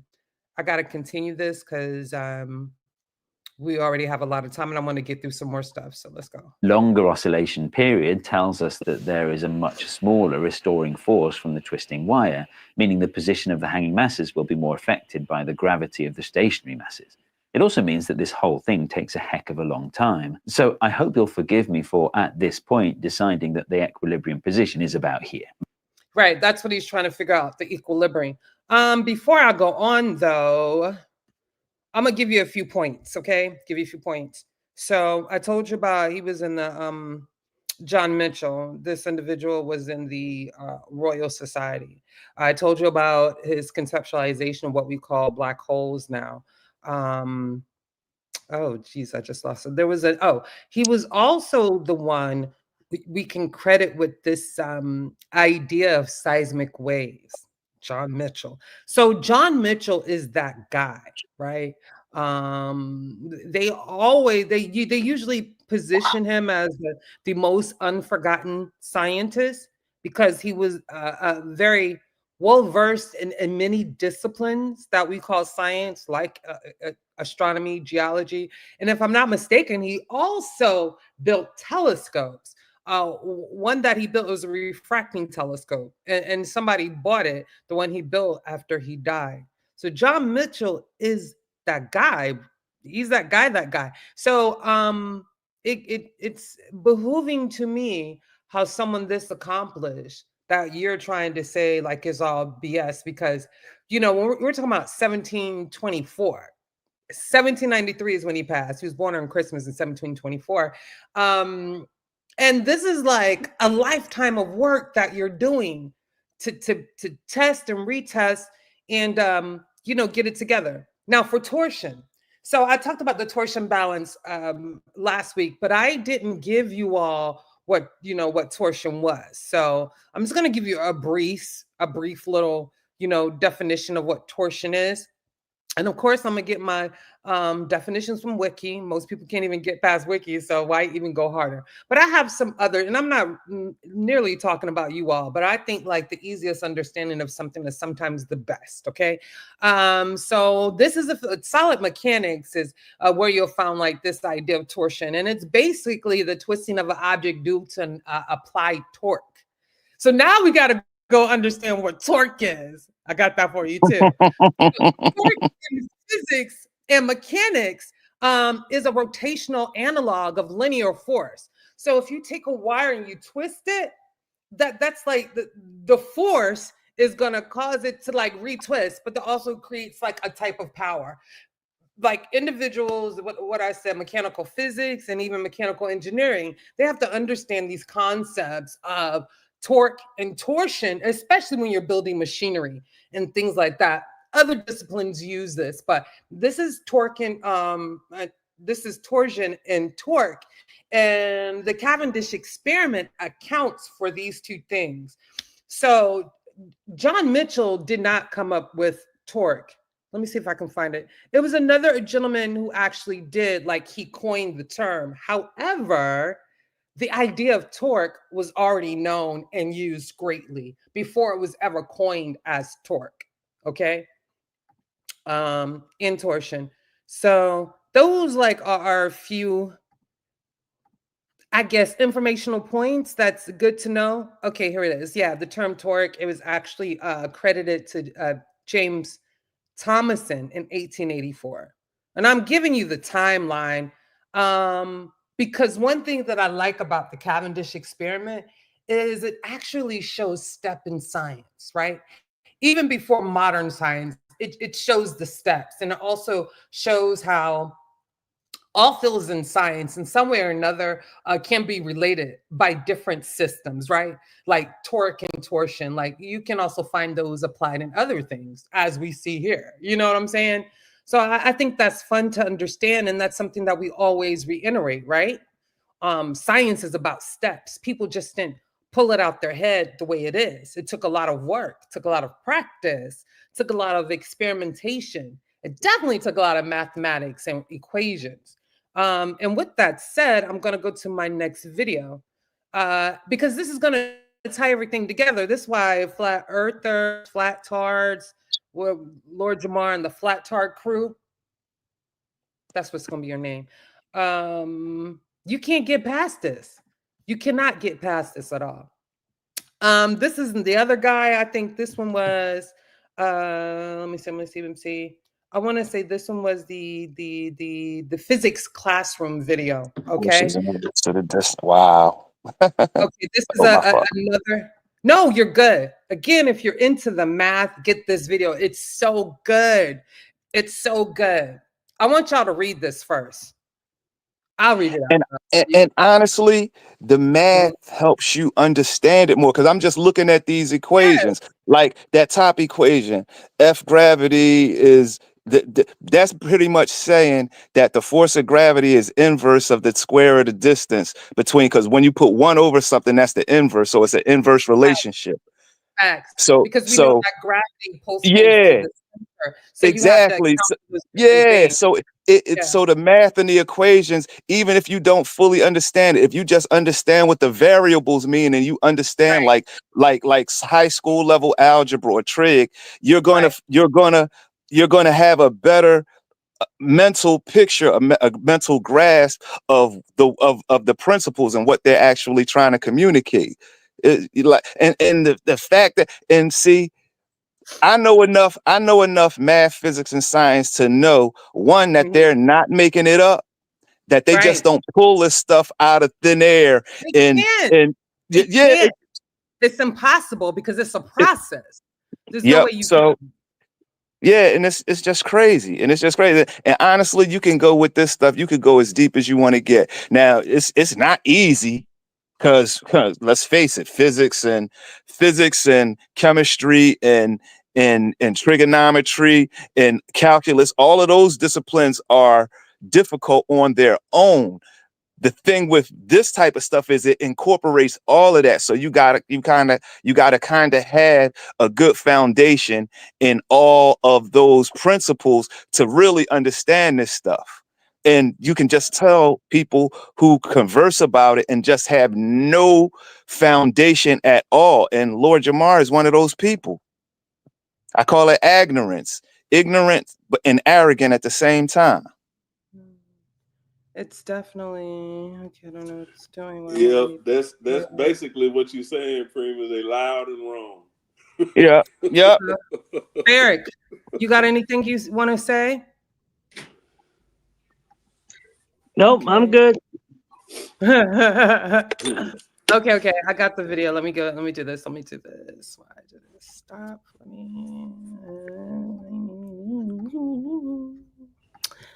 A space age African. Okay, why don't want to let me play right here? Oh yeah, wow. And I didn't even read the part.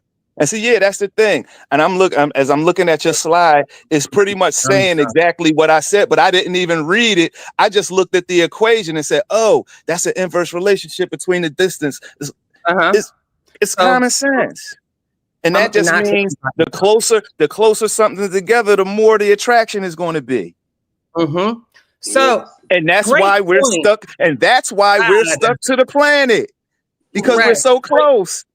And the planet is so much bigger than we are. We're small, so we're stuck to it. Correct.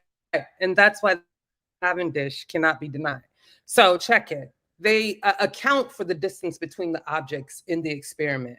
And in the Newtonian gravitational law, they account for that, right? It tells you. So I'm going to read it again. I know he just read it, but I'm going to read it. And then I'm going to let him explain it. But I have to read this to you because this goes to the Cavendish's equation too. Did I get that? Yeah, but it's the same concept, literally. It's just that the Cavendish is an experimental representation. That's why Of I'm the saying bed. it's steps, and Yeah. that's why it ties in.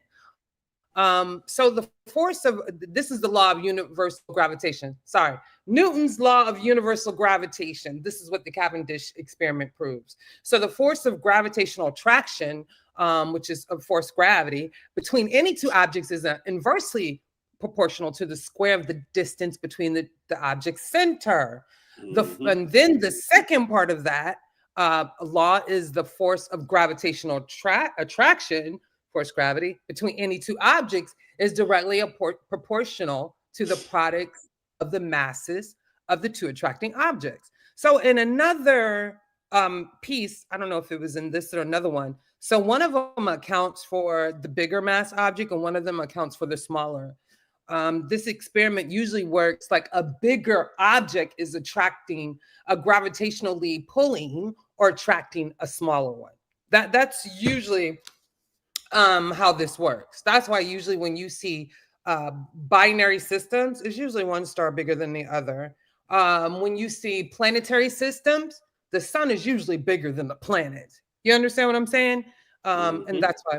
But let's play this real quick. Left with this, that the force of gravitational attraction between any two objects is directly proportional to the product of the masses and inversely proportional to the distance of separation between the two object centers.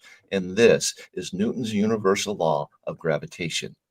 Newton's law is all about proportionality statements, and there's two of them, one for mass and one for distance. When it comes to distance, the proportionality statement would claim that by whatever factor the separation distance is changed, the F-grav value is changed in the opposite direction by the square of that factor. When I say in the opposite direction, I mean that if the distance got smaller, the F-grav would get bigger. If the distance got bigger, the F-grav would get smaller. They change in the opposite or inverse direction. So that's just a quick explanation. I left the videos in the description along with the wiki pages for everything, especially what Preem was talking about. You know, Preem, I do a description box. That's my thing, right? So people don't have to search for the sources that I've used, that we've used, but they have them at their fingertips and everything is there. So besides the Newtonian gravitational force law, they also have the equations for torque and torsion. So, you know, it all works hand in hand, but, you know, that's the gist of the Cavendish. I think I might try to show you I think I erased it. I wanted to show you an older experiment of the Cavendish because the Cavendish, the older version, it was huge. It was huge. It was like almost taller than a man. And it was big. Like I said, the beams were like 6 meters. I did not have it. I'll have it for next week. But if you just go to I'll do it real quick. Cavendish experiment wiki. Hey, you know something else, Miss Juju? It's in the description box though, y'all. I did leave this in the description box. Go ahead. You know, just sitting here, you know, looking at the slide, listening to you. It also helps me understand when you Go hear ahead. someone, Go ahead. When you hear someone say, which we've said it before several times, right? And me and God Killer was talking about this one day too. What's up, Bar Reloaded? Okay. Sorry, I got to give my system shout out. Sorry, go ahead. You take the sun and the earth or any planet. When you say the sun is orbiting the planets as well, people look at you crazy, you know. But what that entails is the center of gravity is not at the center of each planet. It's a common point. You know what I'm saying? And that's what's being orbited. And Newton's laws deal with orbits, you know, a lot. You know what I'm saying? I can't remember which one of the three, it actually deals with orbits. And that's what it's speaking about. So that what the slides you showed and the talking, like what Preem was saying and stuff, that deals with planets orbiting a common point. Now that center of gravity, the sun is so huge that the center of gravity is below the sun's surface, but still it's not the sun is not just sitting still and planets are orbiting it. Right. You know what I'm saying? And it's those laws that help me understand it. Newton's laws. Right. I'm gonna make a clarification. So John Mitchell is the one who created the torsion balance, but Cavendish, let me get his name for you. He's the one that conducted the experiment. But I'm gonna credit both because without the torsion balance, Henry Cavendish is his name. Okay, without the torsion balance, or as I've heard, the torsional apparatus or balance, you know, we wouldn't have this. So like I explained again, I'm gonna say it one more time. The discrepancy for the density of the earth was like 1% to what we know as the most accurate version. So that means the Cavendish got so close. This is the Shinhan-Leon, I cannot spell, experiment. That was done in 1774. But the deviation from what we know now, it was only 1% from the Cavendish experiment with that apparatus, okay? I'm like, what apparatus? This one. Let me show you this one. This is what the Cavendish looked like when Cavendish looked, I'm sorry, what the torsion balance or torsional balance looked like when my guy Cavendish, Henry Cavendish, gosh, getting tongue-tied, did it. So, and this is a pretty tall piece. It's a big piece. It's an apparatus. It stands on the ground. If a man stands before it, I can't find the picture. If a man stands beside it, you know, they're about the same height, or this may be a little larger, just to let you know. But this is what the Cavendish. So, I don't know if I was trying to blow it up. I don't know why you want to do it. But if you can see that you have this apparatus at top, and it has a string or a wire. Most likely it's a piece of wire because they can account for the torsion in the wire, okay? And it's holding a beam that has two small balls. If you can see the balls are in this encasing that says D, C, and B, okay? That's not the ball's number. It's giving the letters for everything, but it's two small balls that's held up by this rod, you know, because the rod is holding the balls balance. And usually they use lead because they realize about, you know, electromagnetic. So they use lead, right? They're not going to use lead or copper, okay? And then you have another at the top, I think is P, this rectangular thing. You have two lines going, and they're holding the bigger balls on each side of it, right? Because it's opposite. The two bigger balls are on opposite sides of the rod from each other, okay? And it has to be a larger mass for the experiment to work or whatever. So this is the original torsional apparatus, or torsion balance is what they call it, just so you know.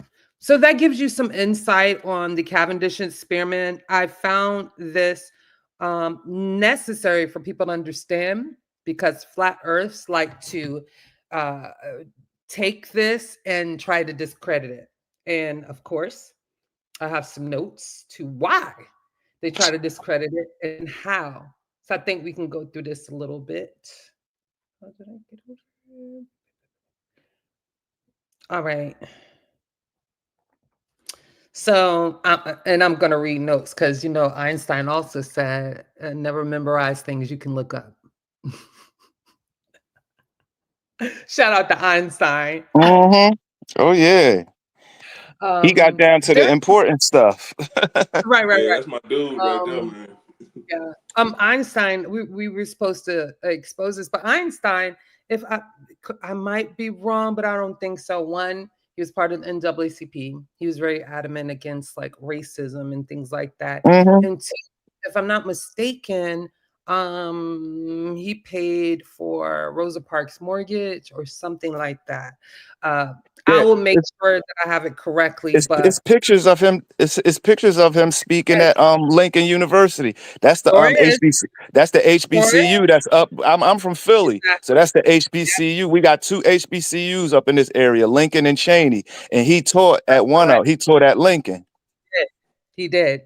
He did. So shout out to Einstein. I don't think he gets the credit that he deserves. But he was a mad genius. And I'm sure he saw the genius in us too, because we had a lot of great, scientists and things like that that didn't get the credit they deserve, right? We're steady finding papers and books of scientists from the 18 and 1700s that was swept under the rug. Antonor Furman, I always mention him, but he was one of them. Like his paper was just recently found. So yeah. The first one, flat earthers often critique the Cavendish experiment to challenge the validity of gravity, frequently misrepresenting its methodology or conclusion. Here are some of the issues, right? Claim of external influences. So flat earthers argue for small forces in the measurements of the experiment. And I already spoke about these small forces. So they're going to try to discredit the experiment because of air currents, seismic activity, electromagnetic forces. They call it seismic vibrations or activity, and electromagnetic forces, right? So they claim that these uncontrolled variables invalidate the results, suggesting that the observed movement isn't due to gravity, but environmental influences. But they're going to go back and forth because then they're going to say it's another reason why it's invalidated. So it's like, you got to pick one, right? Modern setups eliminate such. I told y'all this before, right? So they conduct the experiment in a vacuum, in vacuum chambers, using vibration isolated environments and shielding from electromagnetic interference. And of course, it's inside, so I'm sure they're not blowing the air conditioner and they don't have to worry about any type of outside wind or air current, okay? Scale of the experiment. The critique is that they argue that the forces being measured are incredibly tiny, making the result unreliable or prone to human error. Funny thing about it, because it's incredibly tiny, it actually makes it very accurate. Counterintuitive. Flat earthers often say that if gravity were a real fundamental force, it would produce effects much easier to measure without such precise equipment. The small scale of the equipment actually highlights the precision of the scientific method. Despite tiny forces, the Cavendish experiment consistently demonstrates measurable gravitational attraction. Dang, I just forgot. Another thing that they don't realize is just because though the experiment was small, we have a very large mass that we have access to, that we know the measurements. The earth, we're living on it. So, and we can measure the g-force of gravity in a vacuum. It's 9.8 meters per second squared. So when you plug that value into the equations for the Cavendish, it works. So that in itself proves that even though the masses are small, it works on a large scale because we have known values on Earth that we can use to validate it. Right. Well, the Why best you way to giving refute all of that is to say it's fake and they lying. Of course. That's your best Of defense. course. So Yeah. So, but people who know. But this isn't something that you can just walk through. You can't just start on stuff like this. Nope. You know what I mean? You got to go back. Do you know algebra, first of all? Do you know basic algebra? Do you know how to solve for x? If you can't solve for x, these equations are going to look like Greek to you. If you don't know, if you haven't taken the next step in trigonometry and know how squares relate, how when you add an exponent to a variable, how that affects the variable from algebra, then you got to take the next step with calculus, and you got to go to integrals. And then you got to take the next step and step out of the abstract world of mathematics. Then you got to get into physics and chemistry to where you're in where you're doing actual experiments. So this is not something that's simple. And but the pseudos, what do they specialize in? Simple answers that sound good that they don't have to prove. Barbershop logic. Right. So, and that's a just excuse me, Miss Juju, before you go. Go ahead. That's a great point that Ronald Perkins made in the chat though. You know, I mean, Newtonian physics takes us so far, but you know, now we dealing with general relativity. You know what I'm saying? Right. I mean, you know, Newtonian physics is included in general theory of relativity. You know what I'm saying? Steps. But yeah, we going further now. You know what I'm saying?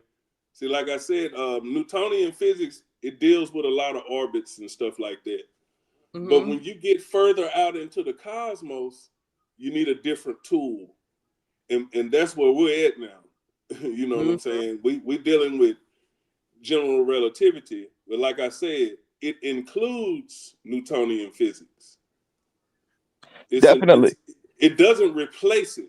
It you know what I'm saying? It's another level. We moving up another level. So big up to you on that, Ronald Perkins. Yeah. And to add on, Newtonian physics, the limitation of Newtonian physics isn't that it's necessarily limited. It's just that it applies to planet Earth.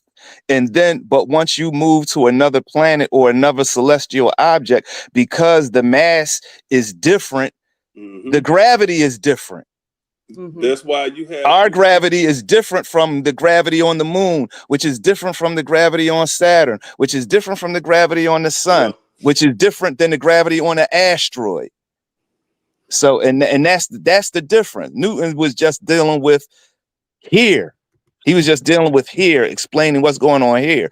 Einstein took that to the another level and explained it universally to the point where we know we can see a planet, a star or whatever, however many light years away, and we can measure its mass. We can measure its density. We can look at the light and see what minerals, what elements are burning from the star. You know what I mean? It's like, it's just crazy. And 220 Love 07, we started off saying that how could any so-called 5%er be a flat earther? Yeah, that's exactly. That's when I came on here, that's what I started with. And you can't explain you can't explain how a massless particle can change directions with Newtonian physics. You need general relativity for that. Yep. You know what I'm saying?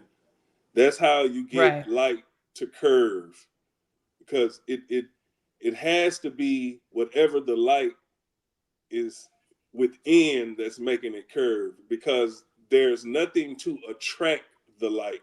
It's massless. You know what I'm saying? So it has to be what the light is traveling through, the medium, some would say. You know what I'm saying? To make it change directions. So it takes, I mean, Newtonian physics doesn't explain it. It doesn't go that far, not to my knowledge. No. That's why you need general relativity. Yep. And then and they find that relativity doesn't explain the infinitely small. That's why they get into quantum mechanics. That's when you get into quantum. Exactly. That's Gary's wheelhouse right there. You know what I mean? And then with that unified field theory is just the attempt of scientists to resolve all three: the infinitely big, what we experience on a day-to-day, and the infinitely small, how all of that fits in together. Tie in together. Yeah. So And that could be a I didn't give breakthrough this. that could be a breakthrough that somebody on this listening to this show, their child can make that breakthrough. Yep. You know what I'm saying? And Facts. that's what you call contributing to the field. But sitting up talking about the earth is flat, the only person We can't that get there. benefits from that is the person that's telling you the earth is flat. They're the only one that's benefiting. So they ain't creating nothing. They're not doing anything with it. They're just sitting back making money off the rhetoric. But to understand that the earth is a sphere, you can fly planes, you can go to other planets, you can send probes out 1 million miles away from the earth and they orbit in that spot. You know what I'm saying? It's because you have that type of understanding of how the speed you need to leave this planet, the angles you need to leave this planet. You know what I'm saying? It's a lot been done. Well, basically everything we know about travel and leaving this planet is based off of a spherical model. Spherical model. Even flying across the ocean. Mm-hmm. You talked about them flight paths flying a last curve. week. Yeah, they fly in a curve because that's the shortest distance between 2 points on a spherical model. So it's like, but so I'll give y'all this. So it did calculate for the gravitational constant. I should have given this earlier, but I'll give it to you now. So the gravitational constant is 6.674. Usually stop there, but if you want to go further, it's 6.6743. But either way, it's times by 10 to the negative 11th power. That is the gravitational constant. And we use that gravitational constant in many ways. So that's an important number. That comes from the Cavendish. Also, the density comes from Cavendish and I got them wrong. Sorry. The mass. What I just read to you was a gravitational constant, but the mass. Did I mess that up? I stick with the constant, but that's the constant. That's what we're talking about. And that's the value for it. And like I said earlier, it's only like 1% deviation. So that's really good. I ain't mad at it. Yeah, the density was the other one you said. What was how you said the Halion? That was the density. That's that experiment. That's the one that determined the density of the Earth. And I'm only knowing that because I've been scrolling through this wiki page while we've been building. Cavendish did too, if I'm not mistaken. Yeah, but it did come up with the. Yeah, it did, but the Shalian was earlier. But it was earlier, but it wasn't as accurate. Right. It was like 20% deviation off. Yeah. It was pretty much the foundation of this one. It was the foundation. That's the word I couldn't. Yeah, it came before. Yeah. Hey man, baby steps. Everything doesn't happen all at once. Sometimes it takes, multiple people chipping away at it, and then somebody coming along and saying, you know what, I could pull this from here and pull that from there and pull that from there, and we can make this work. I could explain it a little bit more. Hey, but you know something, all the people that fall for that mess can do what you just did. What you say you just did. While we on this show, you scrolling through, you know what I'm saying? You scrolling through Wiki while we right here on this show. Now, you the only person on the planet that can do that? Help me understand. so smart. People don't want to know. People don't want to know. They want to hear what make them feel. They have an agenda. They want their opinion confirmed. So that and I get it, because when you first come into the knowledge, you come into it with a bias. And you have an emotional attachment that borders on a religious attachment. So you want to prove that your perspective is correct, and you cherry pick your facts that support your argument instead of looking at all of the facts and then drawing a conclusion. You come at it the opposite way. You say, all right, this is the conclusion. Now I'm going to look for stuff that says the same thing, instead of saying, okay, I'm going to collect all of the data and I'm going to go where the data takes me. Well, I'm gonna big up you one, Preem. You got those like old boy on the video, Godfrey. Oh, it makes sense. Yeah, Makes yeah, sense. because it sound good. Yeah. You know what I'm saying? And that's they the through power. with it. That's far as they gonna go. It Yeah. makes sense. So Yeah. they ain't going no farther. Yeah. It sound good. That's enough. It's crazy. So we're at the 2 hour mark. We're at 2:02. I don't want to go too far further than 2 hour mark. So I'm gonna play like one more clip, and we'll come back next week and we'll finish the Lord Jamar saga and the Flattard crew. Yeah, that's what we'll do. So I'm gonna do one more clip of this, and then we'll see you next week. But of course, I'm gonna let y'all get your last words in before. Hey, when I lay down with her, she get flat on her back. Wow. Yeah. Wow. Stupid. You will never see Europe from New York City. You know why? Because there's a thing called atmosphere. And atmosphere acts like a glass. It only allows you to see but so far. Yeah, that don't make sense. That's fucking stupid. That was dumb. It's far as fuck away anyway. You can see things that are mad far that you shouldn't be able to see, where it should be under the, first of all, what's it called? The horizon. Right? Yeah. What's the root word of horizon? Horizon. Atera is the IT painkiller. Remote monitoring. And He's an idiot. Glass. It only allows you to see but so far. Jesus. Then why do you see the top of the shit before you see the bottom of it when it's coming over the horizon? And I showed y'all that on the globe last week. When you stand on the shore, you see the top of the shit. You would, and back in the days, they would see the sails first. Yeah.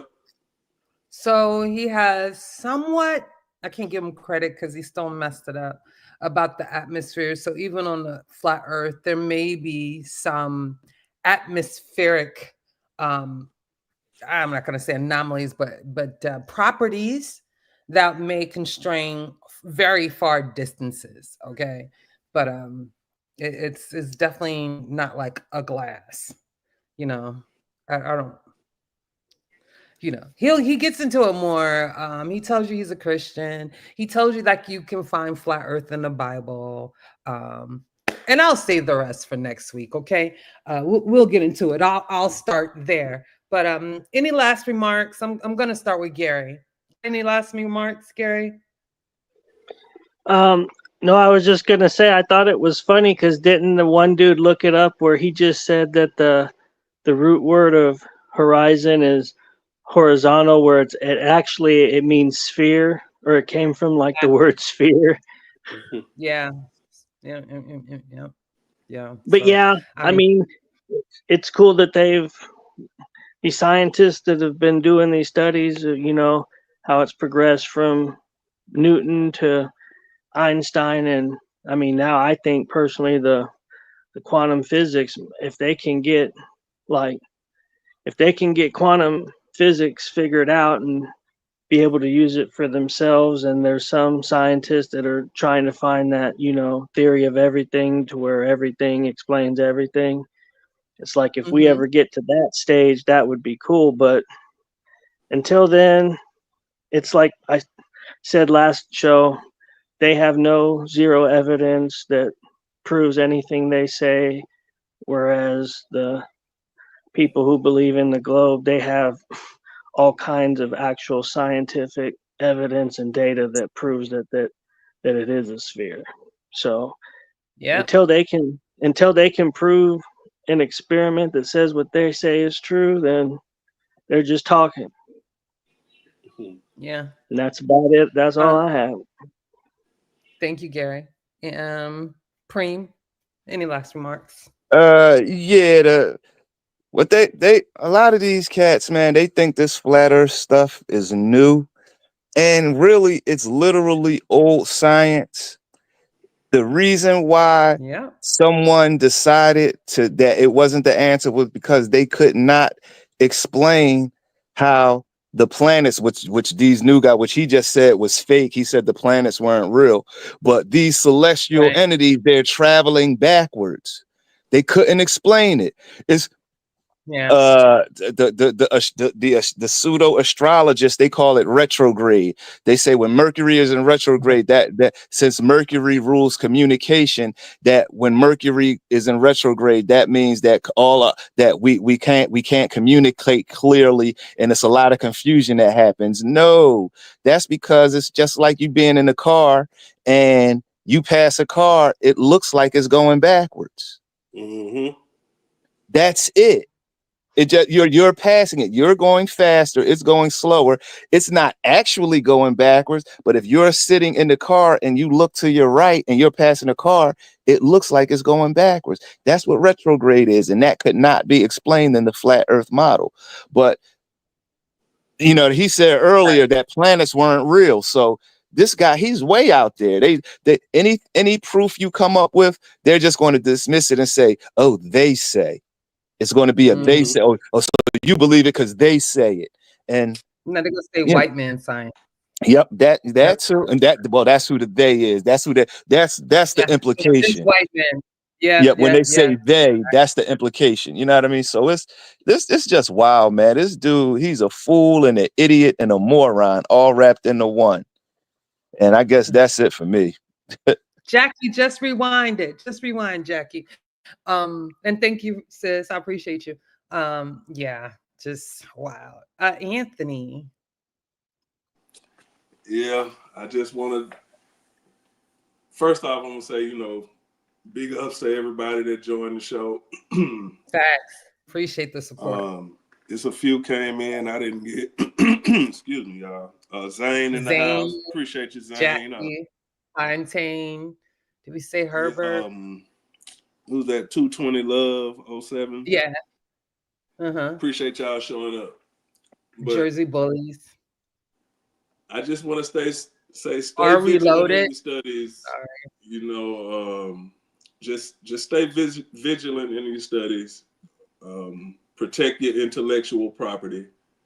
And, you know, like I always say, when you're scientifically literate, the entertainers, the rappers, the movie stars, all them, the pseudos, they can't drag you down to their level and beat you up with experience. Because that's exactly what he did on that video. He drug all them dudes down to his level. And now they act like they understand what he's saying, which is nuts. The Mexican guy was like looking crazy, and you know, in the video he was like questioning him, but you know, they would cut him off. Lord Jamar would cut him off and not let him get it out, right?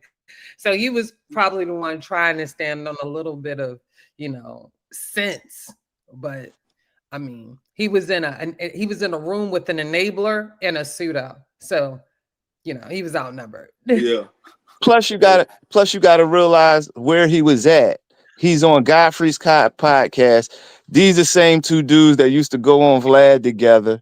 They got a relationship. So Godfrey don't really want to burn that bridge. That's his homie. You know what I mean? And Lord Jamar, he's not really going to go on any spaces where he can actually be challenged. He's that like got it. It's, you know what I mean? All of this is theater. This new media, it's worse than old media. Because at least in old media, they had gatekeepers and they kind of kept a lid on the lies. Now the lies just go unfettered. And it's like, what can you do about it? Yeah, it's allowed. But, you know, and forgive me, Miss Jackie. I got you. Miss 220 Love 7. Yeah, Miss Jackie. Appreciate you joining us. But yeah, that's all I got, Miss Juju. It's just, you know, protect your intellectual property. Anthony and Barrick. Right. Anthony and Barrick check the private chat. I really have nothing to say. You know, I'm gonna start putting my quotes of the week. This quote of the week. What was it again? Let's do it one more time.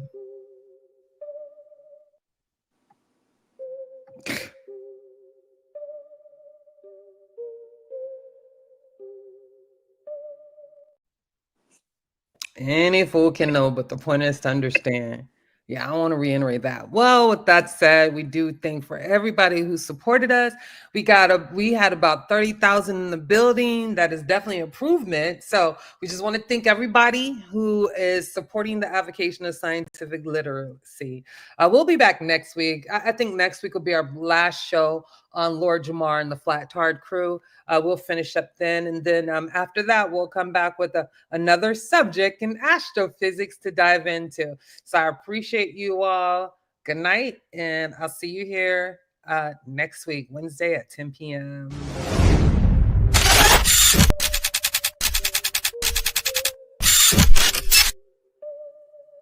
With pops out and rap trap, greatest confident on machine 808 that the man kind of room for a T A2.